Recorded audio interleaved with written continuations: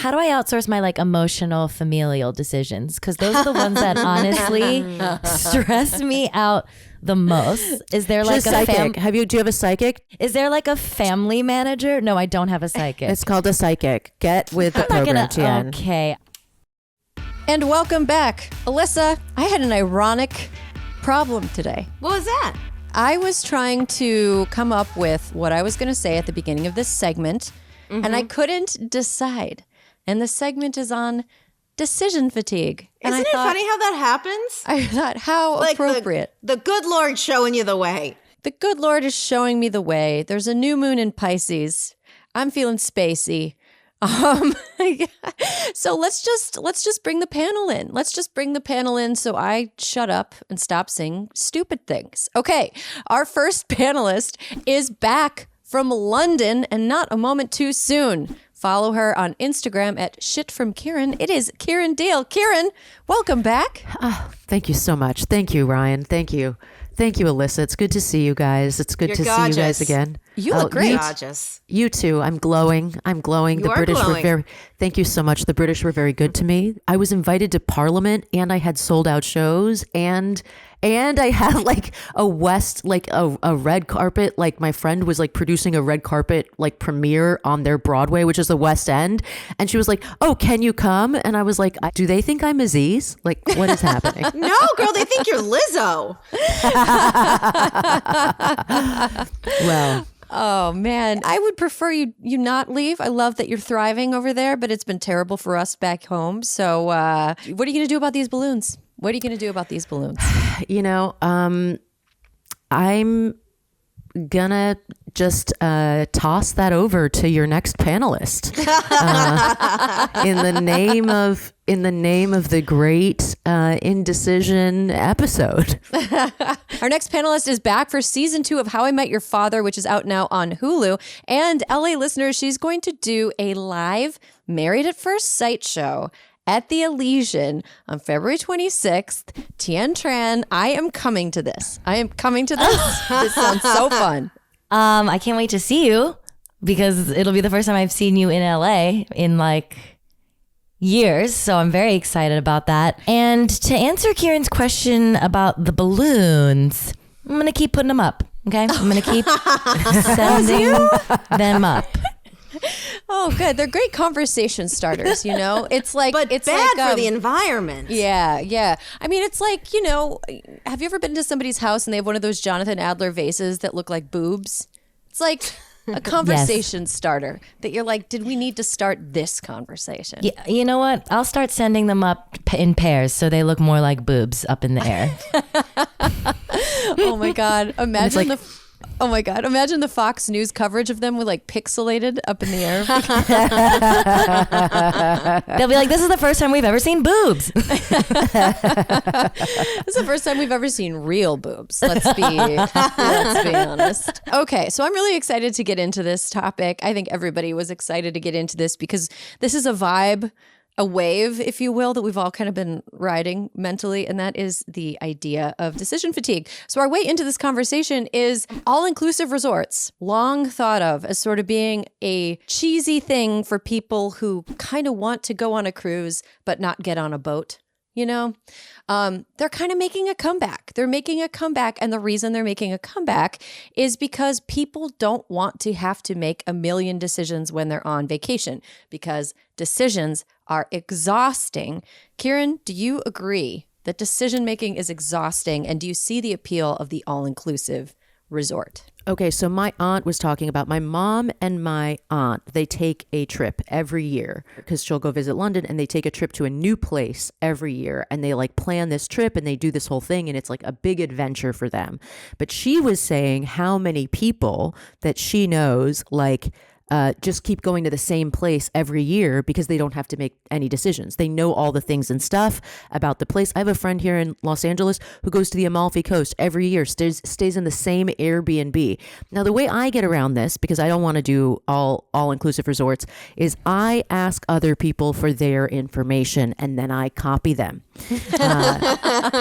So this is kind of like, it's like when I was in London, I was like, I want to go to Italy. And then somebody's like, go to Positano, go here, do this. this, do this. You can do it like this. This is what I did the same thing when I went to Cuba. This is a great workaround for a person who doesn't want to stay in the inclusive resort and yet doesn't want to like scour the internet to make something that is quote unquote the best, or like figure out something from like the canon of information we have available, so that you can work with less information and be happy with the little that you know. Oh, that's a Wow, very I like good that. overarching theory. You're welcome. You're welcome. I just Unifying really helped theory. everyone. You're welcome. Yes, you did. Alyssa, are you in the same boat? What are your thoughts here? You mean, am I going to all-inclusive resorts? Yeah. No, I'm not. But I do like to go to remote resorts that are self-contained, right?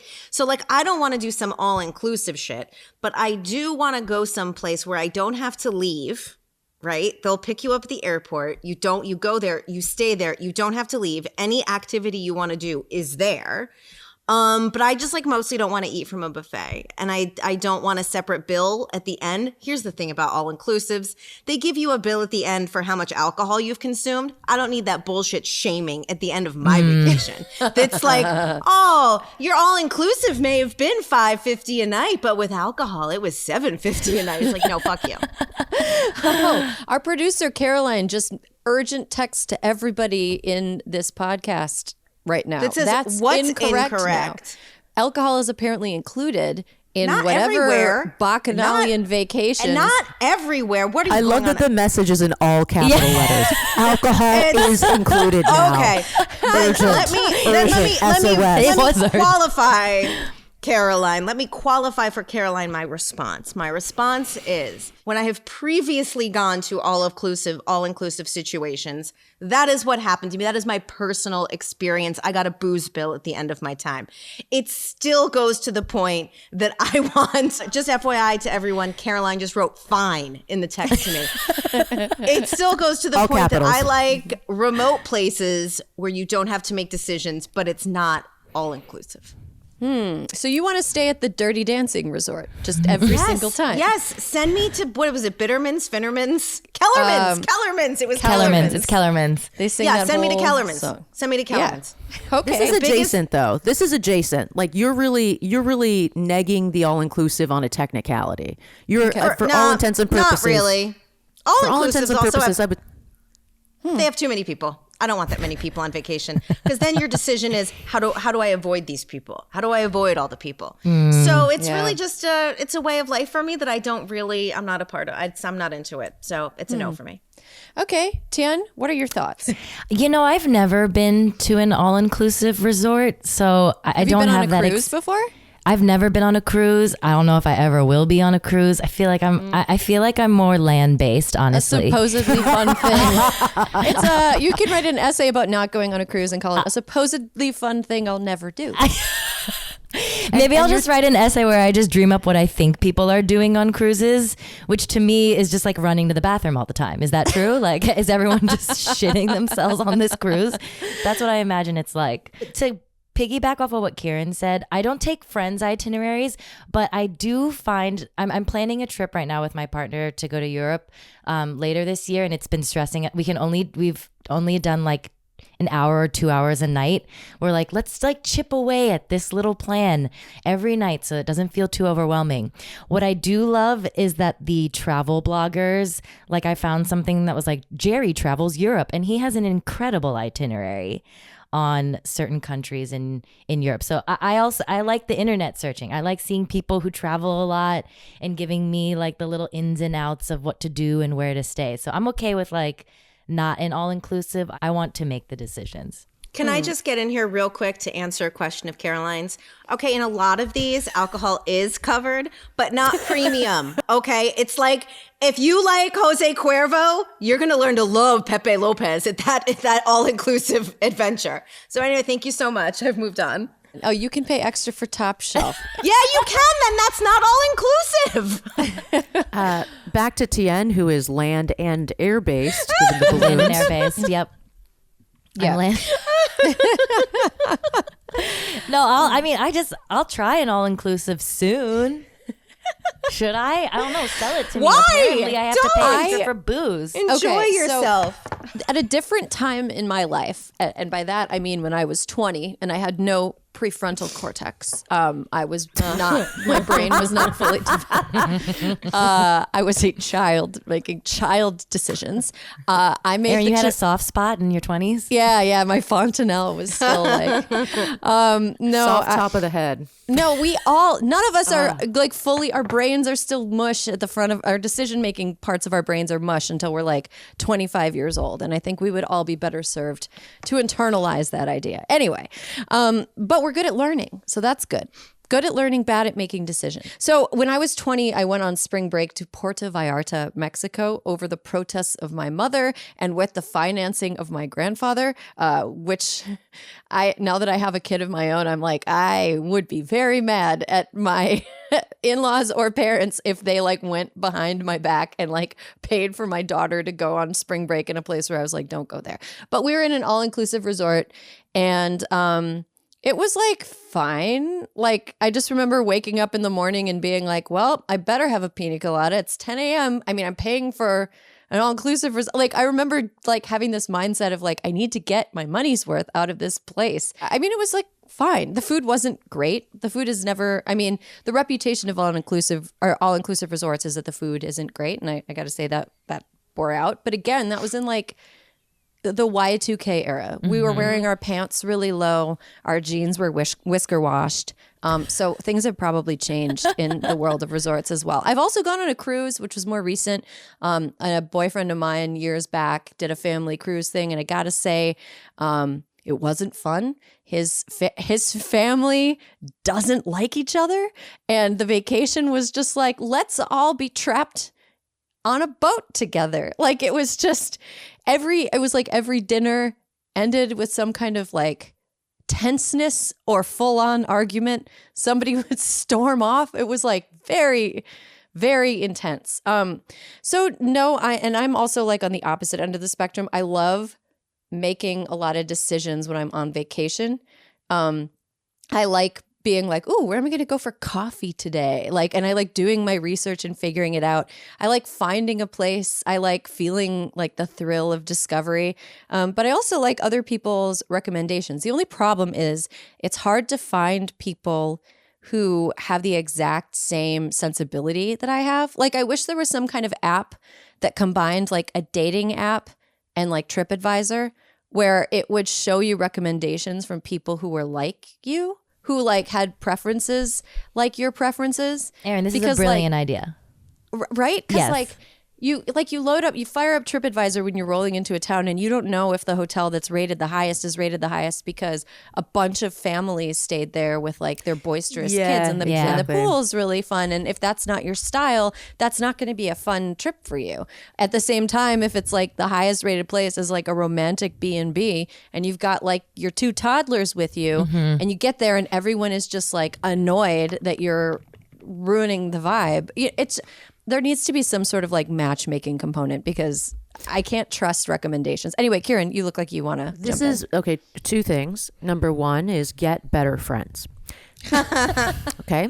Number two is if you go to the place, you just get a place for one night. So you just get a place so you just anchor into a place when you get there. Because the second you get there, if you know anything in terms of like the basic landscape, you're going to be like, okay, I want to stay closer to that place. I want to stay closer to there. And then you can spend a little bit of time of looking with your eyes and making the decision off of looking with your eyes and being there in human person, which I found to be wildly helpful. Because once you start to get the landscape, you're like, oh, okay, this thing that would have cost me $450 on like, if I had done it, booked it from here, is now going to be $25 because I'm literally in the country. Because it's also a budget thing. I've never done the all-inclusive thing because it's a budget thing. Like, how can you travel, right, is like the question. And the closest I've come to is, my friend's wedding in Mexico, where me and some poorer people stayed outside of their all-inclusive resort. And then during the actual wedding meal, we all got explosive diarrhea. Chef's kiss to that. Chef's kiss to that experience. Love that. And then another wedding, which was like somebody else booked it. And when I go on somebody else's trip, I'm very good about being like, I'm not going to stress out. Do you know what I mean? Like, this is your trip. I'm here for you. This is like your layup, whatever, you know? And they stayed in a very nice resort. That was very planned. I was fine on that trip. I actually did not get any sort of illness, but other people How are did. your bowel movements? I mean, generally questionable. But, Okay. but on that trip particularly awful, you know? But we, you know, and anyway, whatever. So that's what those are some things I would offer. I will say that I think that there are moments in your life where you end up having to make a lot more decisions, or like phases in life where you end up having to make a lot more decisions than you really bargained for. Like, I was thinking about decision fatigue beyond just traveling, and I was thinking about like the feeling of moving when you're packing your stuff up. Because that is just like, Tien, you recently, fairly recently moved, right? Yeah. It's like you're deciding like what to pack, what goes where. And by the end, you're just like, here's Throwing like things my away. my last 6 boxes are fuck it boxes, where I just throw everything else that I can't figure out where to put it. I mean, Tien, you're shaking your head. Only because like in the last 10 years, I think like in the last 10 years, my partner and I collectively have probably moved like 7 times. What? Like, Yikes. yes, from like different Chicago apartments to New York to Rhode Island, back to LA, long distance. We moved to Champaign, and then we like moved to another home. Like we have moved so many times. If I see a moving box, I think I'll panic. You're like a dog seeing a suitcase. You're like, No, don't take me on the plane. Do you use movers, or do you do it yourself? The thing is that I like packing my own stuff only because I like to see, like, I want to see where I'm putting everything. But then, yes, I finally convinced her that we should hire movers. We did Friends for a very long time, which was like the most stressful thing. But that's when you make friends who have done CrossFit, because I had one friend who did CrossFit, and I think he like moved our entire apartment into our truck in like an hour, and it was amazing to watch. But oh my God, what a good friend. I know, an incredible friend. But like the thing about like the decision fatigue of anything is I feel like even if you have an itinerary and like a list, or you're all pre-planned, like moving never gets better. Like if we move again, I'm never going to be fully ready no matter how many times I've moved. So you're just going to be fatigued for the rest of your life is what I'm trying to say. I mean, Alyssa, you have worked in roles throughout your professional life that have involved you having to like drill down on all these little decisions that like people literally pay to offload onto you. Yeah. So do you get decision fatigue? Like how does that work for you? So here's the thing. I used up all my decision-making capabilities before I turned 40. I was great at drilling down. I can assemble facts to make a decision faster than anybody you know. And I would do it. Someone asked me once, and I was like, when I worked at the White House, I probably made 40 decisions a day. Like from the smallest I'm talking small. No, Kiran's snapping at me. No, I'm snapping Let's too. be clear. I also, I oversaw who got what parking permits. Okay. Like I had a real breadth of responsibility. Those are there. major decisions though. And people Believe get real me, cranky very about upset. that. I had a long line of people wanting to come in and talk to me about their parking space. Toilet paper, over or under? Was that you? Over, under, you name it, Kiran, you name it. If it's a decision out the gate, I know yes or no, then of course it's easy. But anything that requires some thinking, I'm like, that email could sit in my inbox for 2 weeks. It could. Oh, that's so funny. That's honestly, I've noticed that. And I think that, talking about different like moments in life that require too many decisions, moving, one, planning a wedding. Also, in a way, I'm a little kind of glad that the pandemic made it so that I had a micro wedding and everything was outdoors and there's only like 4 decisions to make versus what we were planning, which is like 175 people. It was I was like so tired of it. And then having a kid, it's just like constant decisions. Like I have gotten so cranky about making decisions that my husband will ask me these really innocuous questions like, what shoes do you want Juniper to wear today? And I will be like, you decide. I'm not going to be responsible if it's the wrong call. I mean, I don't want the buck to stop with me. You make a decision. Like I want to not make decisions of like, what do you want for breakfast? I don't know. Put something in my face hole. I'll chew and swallow and it'll be fine. Like, I'm not going to complain. Like, I am so tired of trying to make decisions. Like, we just bought a couch to accommodate the fact that can you send that to me? I need a couch. Did you see? It's the same system. It's the same system. Did you hear this? We sold our old couch. We sold our old couch. It was so hard to offload. We were like, who's going to take this old couch? But we did end up selling it. I can give you some recs. But it was like a long process of making a decision. I feel so betrayed. I'm not over this. I'm like, wait, what? It's all moving at a warp speed. Where you had a couch, you sold the couch, you didn't talk to me about the couch, and now you're going to give me recs? You were in London living like a literal king. Yes. You were in London living so like kingly. A duchess. Like a duchess. Like a duchess who had returned after they were like, a Santa Barbara bitch is stint. so cool. This bitch is so cool. Let's have her be the next in line for the throne, but like secretly. So good, Ryan. I'm so jealous. But anyway, I mean, decision making. I mean, even this week, Alyssa, when you and I were like trying to come up with what we were going to talk about on the show, I think both of us were like, I don't fucking know. Like, I don't know. I got nothing. That's what I say now. I go, I got nothing. I got nothing. I have no input. Go with God. I'll get on board with whatever everybody else decides, which is not always true because then I'll be a shithead about it.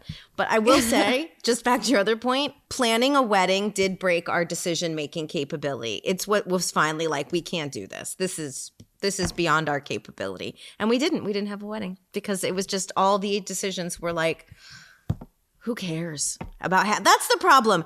Who cares when it comes to decisions where you're like, who fucking cares? This is crazy. I can't believe I have to decide this.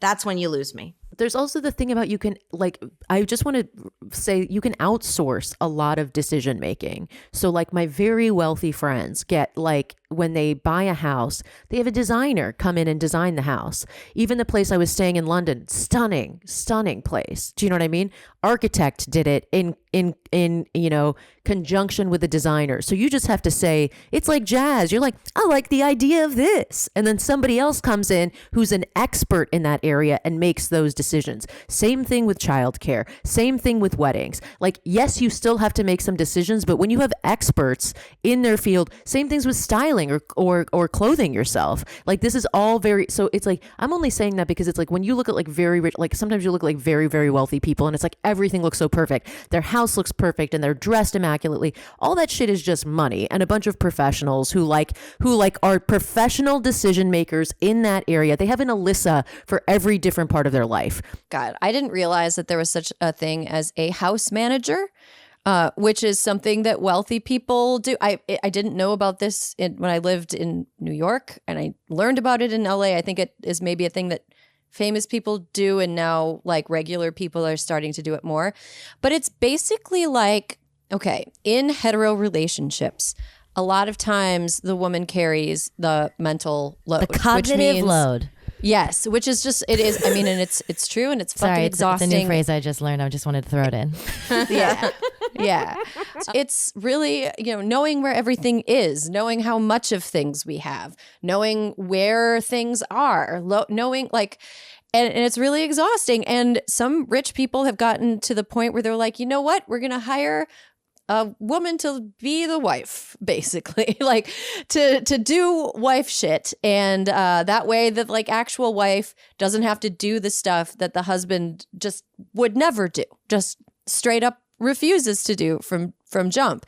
And that's something that I gotta say, I think in my head, I have these like stupid expenditures that I would make if I got a stupid amount of money, and hiring like a house manager is like the first thing I would do. Is it? I could never see that level. I could never see that level of control over my life. I don't think I could.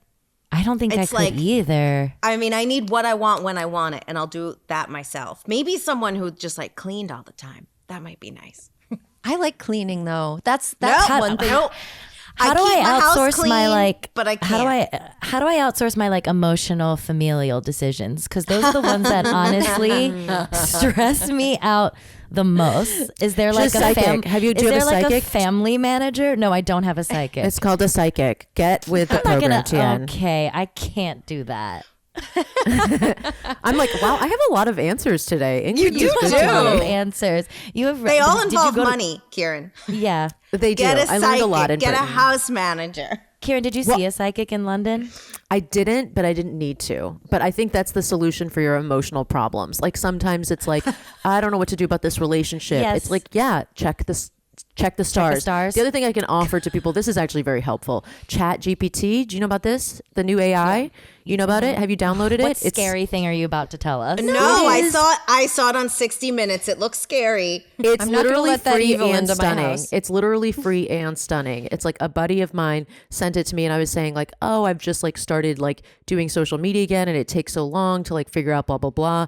And then he literally typed in like female South Asian comedian, like kind of feminism, woke, whatever. And in 4 seconds, this fucking thing had planned a thing with like a bunch of hashtags and shit. And it wasn't accurate, but you know what? It was pretty good. Okay. Really? I was like, it For your started from captions? somewhere. It was literally starting from somewhere. Do you know what I mean? He was like, I want to eat healthy and like eat like chicken and like Whole Foods 365 or whatever. And it's like, plan my meals for this week, spend under this amount. ChatGPT does the No, work. I'm I not know gonna do that it. this is the path to the takeover. No, but I no, think no. we should all take advantage of this No. as we get exhausted. Okay? Listen, I'm just offering ideas. Are you using suggestions. it?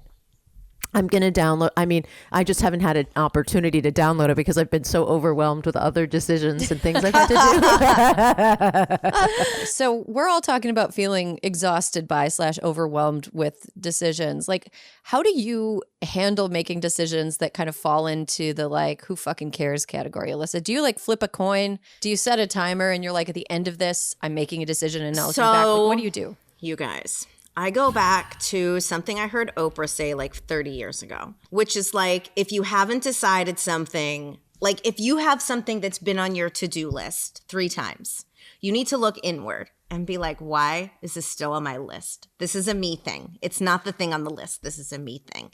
And so once I am flipping the page to do a new to-do list, I'm like, you know what? Abso-fucking-lutely not. I am not carrying it over to the next week and I will do it right then and there. And it's usually something that's not super consequential and I just take care of it. Like, what did I do the other day? Oh, you know what I did? I had to take a survey. I had to do a census survey thing for my LLC. And I have been carrying this around and I was like, you know what? Nope, we're not carrying this to the next to-do list. I'm going to sit here and do it right now. And so that's how I do it. It's literally about whether I'm going to turn a page and write it down again. Alyssa, how do I do that without looking inward? So The psychic. I've already told you. The psychic. Tien. Jesus. Tien. When you Pay attention. when you look inward, the thing you usually just see is a smidge of laziness and procrastination. So I'm not developing or discovering foibles in my personality. This is mostly about procrastination and laziness and avoidance of like, maybe I have to give someone, actually it's not true. When I have to give bad news, I deliver it quickly. You don't want that sitting around. But yeah, anyway, that's it. Real fast. Flip the page. There's also that thing about like you want to make, I think sometimes the best decision, the quote unquote best decision. So for instance, I need a new laptop. Okay, but if I'm going to get I need a new car. If I'm going to get a laptop and a car, I want the points on a credit card. But if I want the points on a credit card, I need to know which credit cards to get. Okay, now I got to go find the credit cards to get. And then I have to get them in a short amount of time so that I don't ruin my credit score, but make sure that it's the right credit cards. So now I got to get the credit cards. Those have to come. And then I have to make the decisions about which car to get and which computer to buy. Which the computer I've asked a Gen Zer. He's told me what to do. It's a very, you remember that song from like elementary school? There's a hole in my bucket, dear Liza, dear Liza. Dear Liza, there's a hole in my bucket. Yes. I don't know it, but I probably am living it. It's a song about a man who's asking his wife to solve his problems. And every time she offers him a solution, he's like, no, but that has another problem. I can't do it until I do this. And she's like, okay, well then do this other thing. And it all like it becomes a circular thing. Like there's a hole in the bucket, so patch it. But what do I patch it with? Well, use some straw, but the straw is too long. Well, but I need to cut the straw. And it like comes back to the fact that he needs the bucket to be plugged. I think that song made me gay. Me too. Me too. I've only heard about it now, but my God, revelations. More decisions happening right here, right now, on the pod. But I do feel like, just an example, like us getting a new couch. There were like all of these things that needed to happen before we got a new couch. And it was like, well, we need to move some furniture around. But before we move furniture around, we need to have somebody come out and take this earthquake like proof like thing. We earthquake proof our furniture because we live in earthquake land. You have to take that off the wall. We need a professional to do it so you don't ruin the wall. But the person can only do it in a week and a half.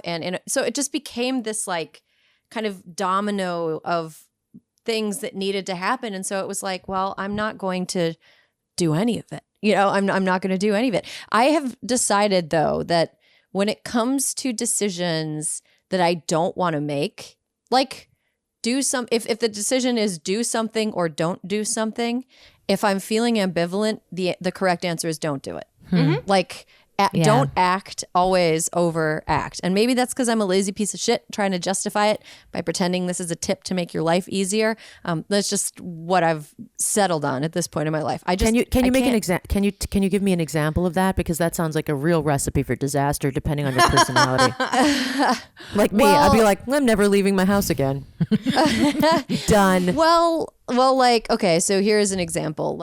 I need to get my car fixed. What is the penalty for not acting? My car will, or I don't need to get my car fixed, but for example, I need to change my oil. Well, the penalty for not acting is my car will explode. Okay, well, what's the penalty for acting? I'm slightly inconvenienced. The penalty for not acting is a lot higher than the penalty for acting. So I am going to act. I like try to look at what the possible downside is, and wherever the downside is greater, that's the decision I don't make. It's based on aversion.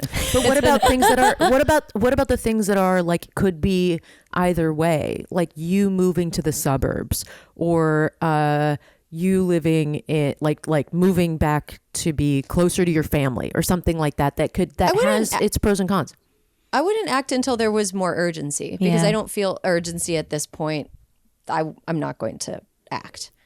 Does that make sense? Yeah. Urgency is so basically, is that what has precipitated your moves, Tien? Because if you had 7, I feel like there was some sort of a more buoyant excitement, some idea of future possibility, or let's do this. It didn't sound like it was urgency. Oh my God. If you moved 7 Kiran, times in a decade. you've become the psychic. Yeah, are you? Yeah, yes, thank you so truly. much. Okay. Keep Thank you. going. I plan to leave this place forever, so I hope you enjoy this now.